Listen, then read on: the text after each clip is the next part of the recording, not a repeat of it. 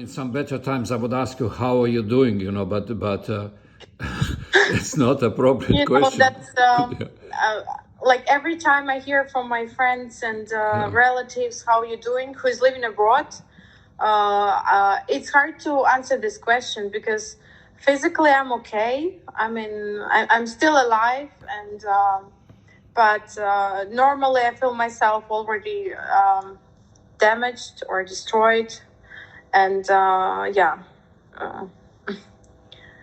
so it's hard. It's hard to say. Probably I'm okay. I think. Yeah, and you are, I don't know whether it's safe even to ask, but you are still in the capital. You are still in the Kyiv. I'm still in Kiev, in the capital, because I supposed to leave on 24th of February. I had a ticket to fly to Europe, and at 9 a.m. in the morning. So I finished all of the things on Wednesday, and I packed my luggage, and I went. I did a PCR test. Everything was ready to go. And then at 4:30, we woke up because we heard some explosions. Mm-hmm. And then, of course, we turned on TV with my family, my mom and dad, and we saw that they started to bomb Kyiv, the airport, Borispil.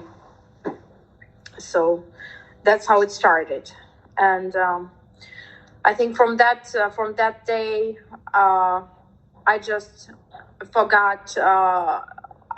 I couldn't count like what date it is today.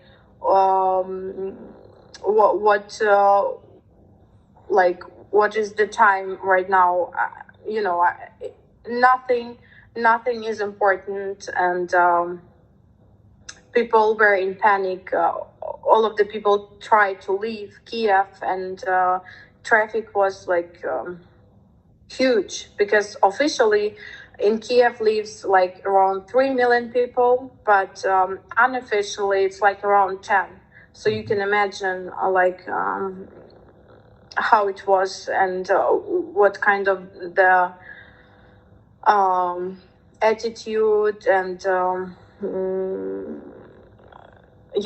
what the atmosphere was at that time. So, and and of course,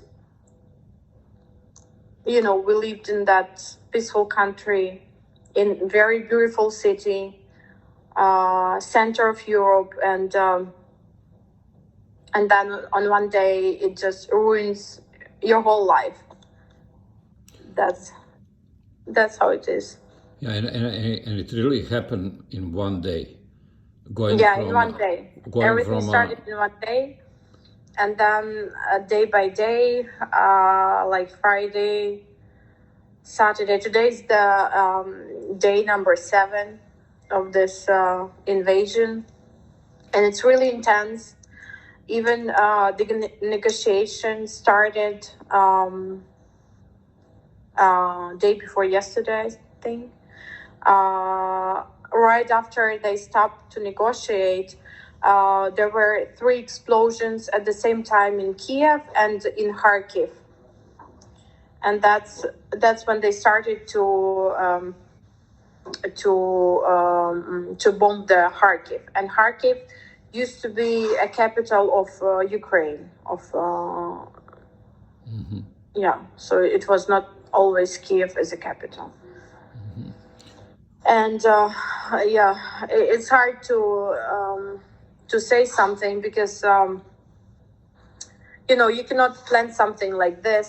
You live your regular life. You have in your friends here, your job, your daily life, like going to a shop and to do this and that. And now what surprised me the other day, we went to do some shopping, and inside the market there were a lot of Ukrainian militaries. Mm-hmm. And it's really hard like behind you stand someone from military, from our army, and we saw that, and I tried to help somehow. So we bought some chocolate for them because we saw they were talking what we can get on that money that we have, and what's scary right now at the moment that they said that the Russian side said that they're gonna touch just the military bases, but like what we can really see, they are ruining the houses of civilians, and Kiev also got. Some bombs in civilian places, not just parliaments or somewhere. And we live in Pechersk, so it's like the central area of Kiev. And we are planning to leave, but it's also hard because I don't know what's going to happen on the road. And we have a messenger in Telegram, we have some groups, and people are sending some videos there, and it's not fake videos because we know the territory, so you can say that it really is in Ukraine. And so we saw how cruel they are. They killed people, peaceful people that were trying to leave Kiev. So they were driving with the dogs, so they killed dogs and people that were inside. Even the journalists from Sky News, they got shot. They were trying to film some videos outside of Kiev. They were trying to go to Irpin, and they got shot, but thanks God, nobody got injured, or everyone is okay. So, I don't know what to say. I really don't know what to do.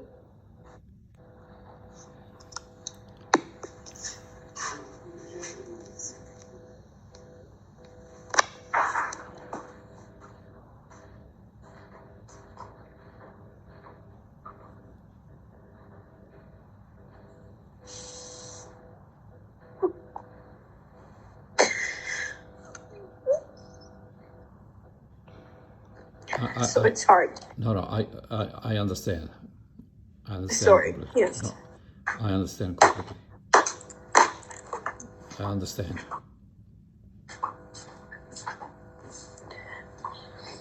And I'm glad that I'm with my parents, at least. I have my granny here in Kiev and my grandfather, but they don't want to go anywhere.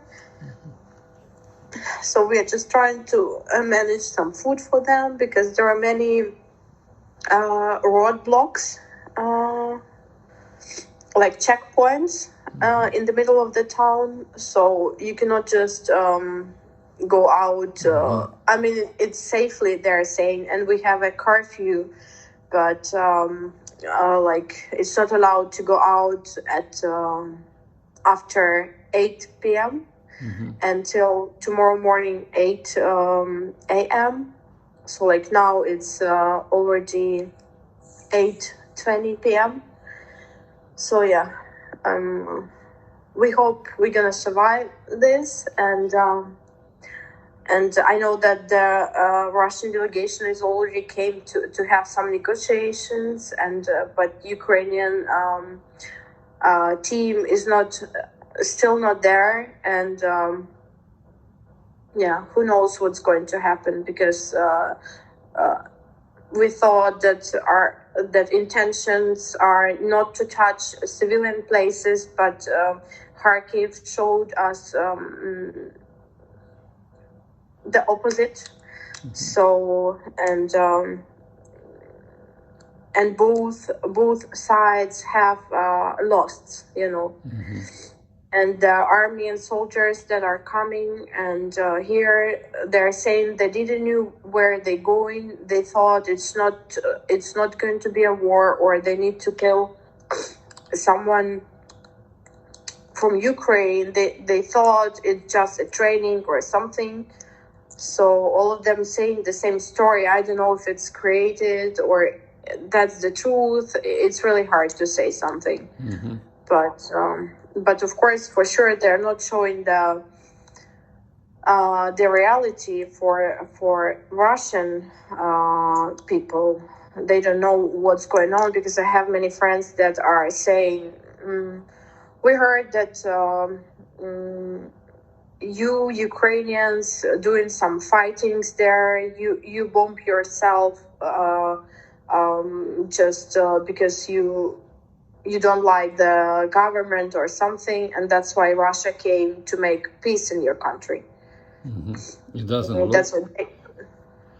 Yeah, from us who are watching from outside, and it's being covered pretty heavily, the picture seems to be pretty much clear what is going on. Yes. Pretty much clear. There is no illusion actually what is going on in your country. Yeah.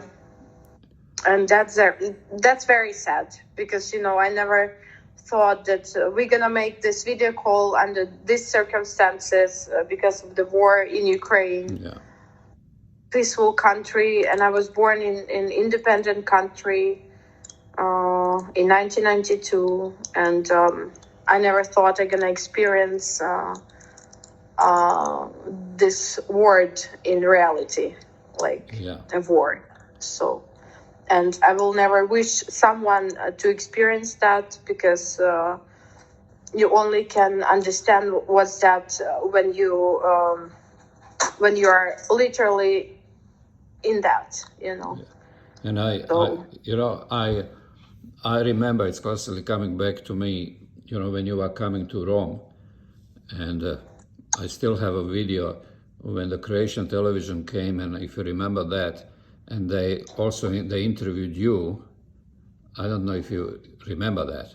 I remember. Yeah.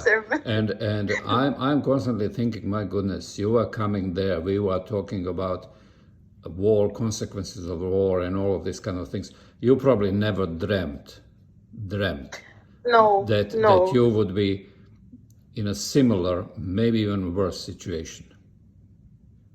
It's like I'm realizing that when you're watching the news, you're just hearing you feeling yourself like sorry for someone.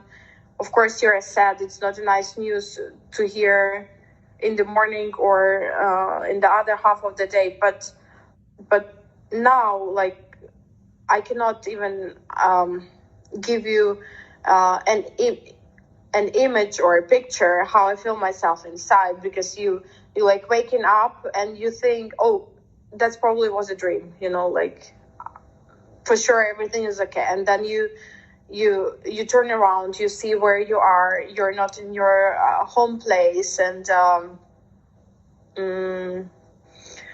it's just really, really sad, and I don't even have the words to express how we feel ourselves, and people are just sitting and sleeping in bomb shelters, and I know that there are many pregnant women that are there and they need help, and they have a birth of child right there, under the ground, and it's awful.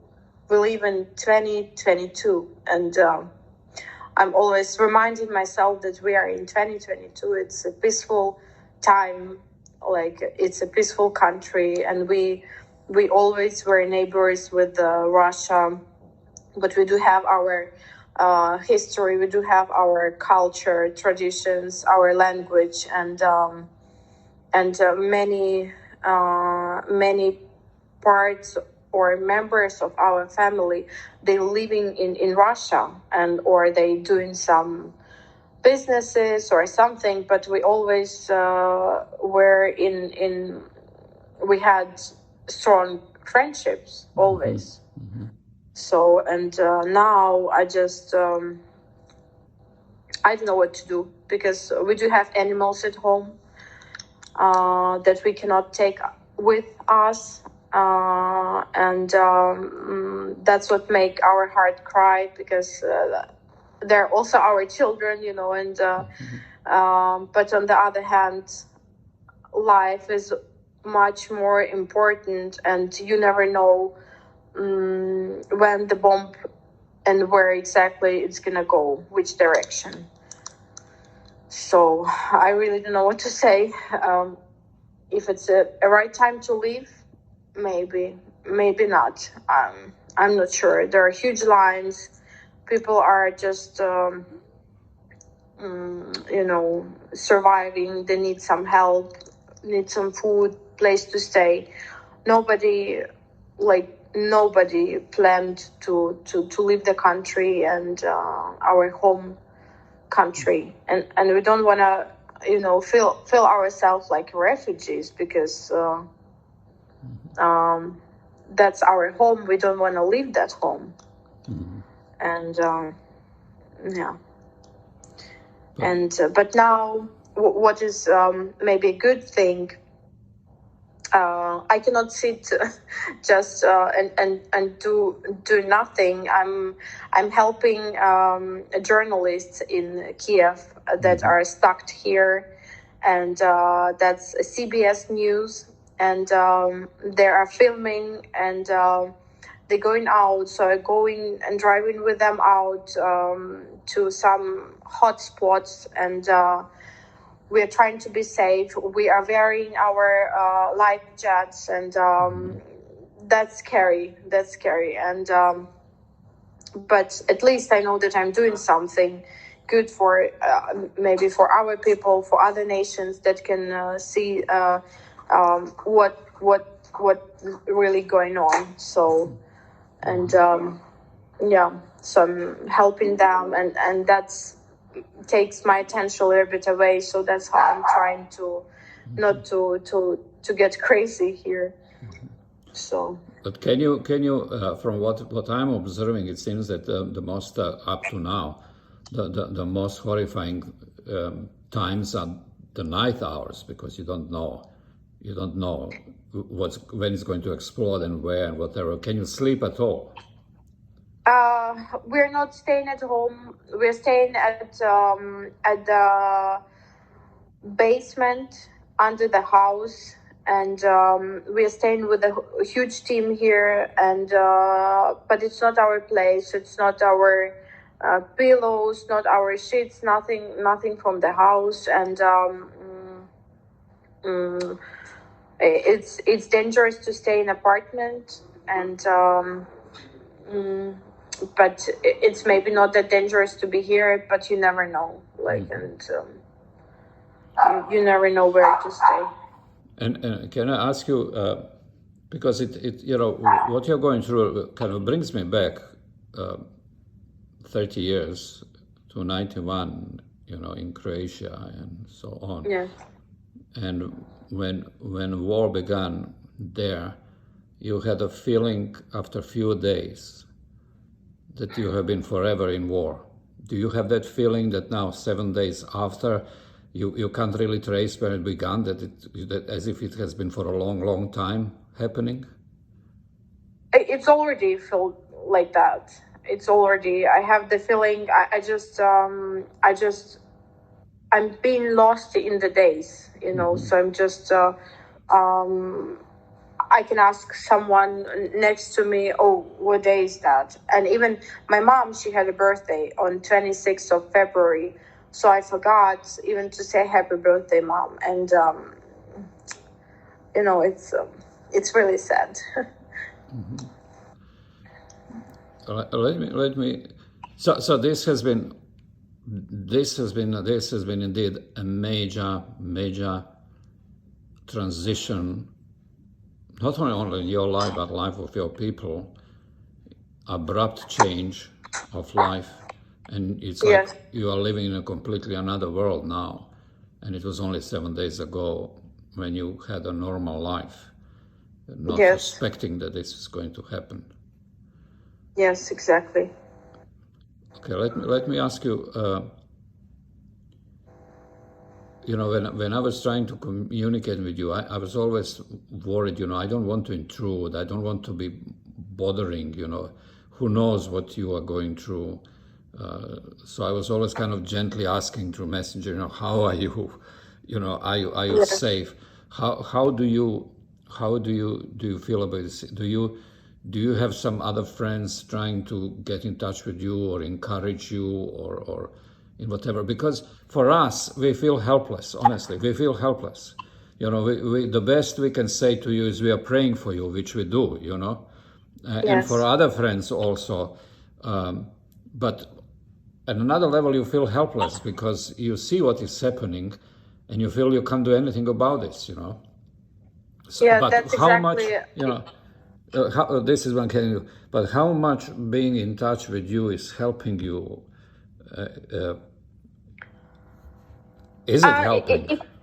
It helps, it gives power to us, I think, to our military, because they also following some news, and everyone can see how US, Great Britain, many other countries are standing with us and supporting us, and it makes us feel like we getting power, even morally, that we are stronger together. Yeah, but again, I don't know. Of course, our army was not prepared for that, and I don't know how long they gonna stand like that, protecting us. We do believe that we have a strong army, but we don't know. We don't know the scenario, and Russia is already sending troops from Belarus, from trying to send from Chechnya. That's what we hearing here, and that's what we saw already. So that's probably means that that Russia, I don't know, maybe they don't have that much of soldiers. They do. I know that they have the most powerful and bigger army in the world, but again, the soldiers that are coming to Kyiv and Ukraine from Russia, they were born in from 2000 to 2004, so they are pretty young guys that don't really understand morally what they're doing here, and they saying they want to go back home. And I know that in Russia there are many of people that are trying to support and going out to protest, to show their word and Solidarity, yeah. yeah, but Opposition. they are getting packed by police, and that's I don't know. I don't know what's going on in the head of Putin, what he wants to achieve.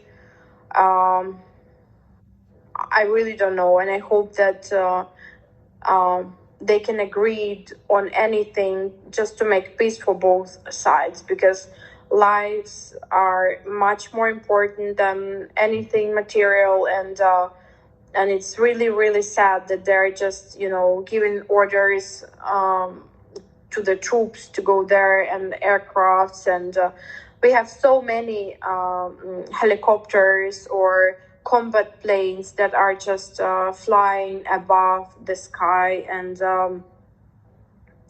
it's something that I never thought I'm gonna see in my life. And we feel ourselves exhausted at one point, and then a few hours later we think, no, we're gonna survive this, we're strong, and friends, family, and people that are outside.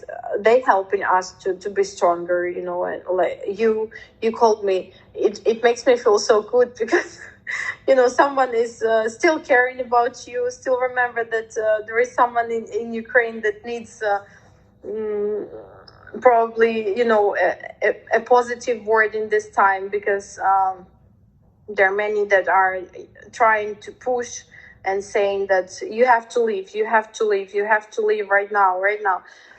I understand that, but it's also really hard to find a way, a safely way. That's very important because nobody can understand what's going on now at the train stations.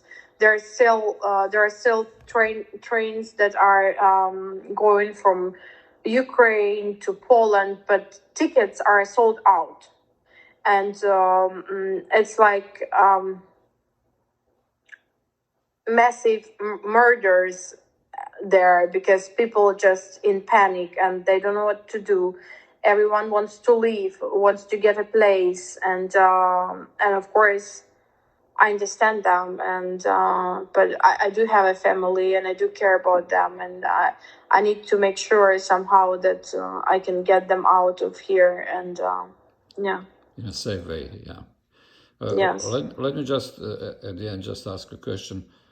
What is there any message or something that you would like to share to your friends, in many countries that you have who know you, or even if they don't know you? But I'm primarily thinking about those people who do know you.